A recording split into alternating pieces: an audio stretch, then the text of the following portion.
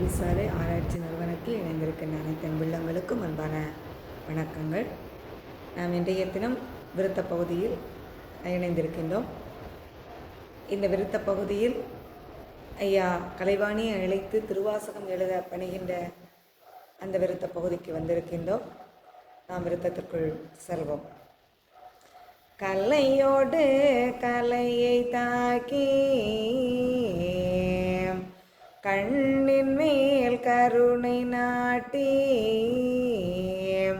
மலையோடு மலையை தாண்டி வளர்ந்தவன் பதமே கண்டு சிலையோடு சிலையினாலும் சிவபரா கிருபை என்றே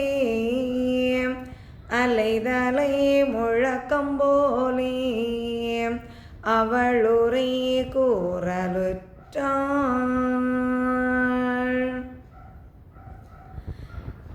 எம்பெருமான் நாராயணமூர்த்தி அம்மை கலைவாணியை அழைத்து கலியை வெல்வதற்காக மும்மூர்த்தியும் ஒரு மூர்த்தியாக நான் வைகுண்டமாக அவதாரம் எடுக்க இருக்கின்றேன். அதற்காக ஒரு திருவாசகத்தை எழுதி உலக மக்கள் அறியும்படியாக எழுதி அனுப்ப வேண்டும். இந்த திருவாசகத்தின்படி கலியை வெல்வதற்குரிய வழிமுறைகளை எல்லாம் தேடிக்கொள்ள வேண்டும். அதற்காக உன்னுடைய உதவி தேவைப்படுகின்றது. ஆகவே இந்த திருவாசகத்தை நீ கூற நான் எழுதி இந்த நீநிலத்தில் விட்டால் எந்த பிரச்சனையும் இருக்காது, யாரும் குறை சொல்ல முடியாது. ஆகவே அதை நீ உரைக்க வேண்டும் என்று சொல்ல அம்மை கலைவாணி ஆனவள் திருவாசகத்தை கூறுவதற்கு தயாராகுகின்றார்கள். எப்படி?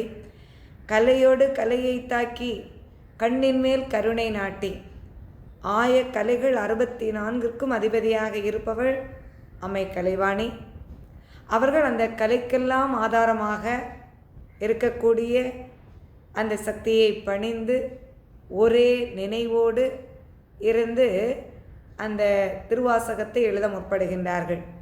எப்படி? மலையோடு மலையை தாண்டி வளர்ந்தவன் பதமே பூண்டு அங்கே சிலையோடு சிலையினாலும், அது மலையோடு மலையை தாண்டி அப்படின்னு சொல்லும்போது இறைவன் எங்கு நிறைந்து ஏகவரமாக நிறைந்திருக்கக்கூடிய அந்த இறைவனை மனதிலே நினைத்து கொண்டு சிலையோடு சிலையினாலும் தான் அந்த ஜோதி பரஞ்சோதியாக இருந்து கொண்டிருக்கின்ற அந்த சிவனை வணங்கி சிவபரா கிருபை என்றே உம்முடைய அருள் எனக்கு வேண்டும் என்று பணிந்து அலை தழையும் முழக்கம் போல, எப்படி ஒரு அலையானது ஆர்ப்பரித்து கொண்டு வந்து கரையை அடையுமோ அதுபோல தனக்குள் இருக்கக்கூடிய அந்த கலைகளினுடைய அனைத்து சக்திகளையும் தாக்கி அந்த திருவாசகம் என்று சொல்லக்கூடிய அந்த மொழியை அம்மை எழுதுவதற்கு கூறுவதற்கு முற்படுகின்றார்கள்.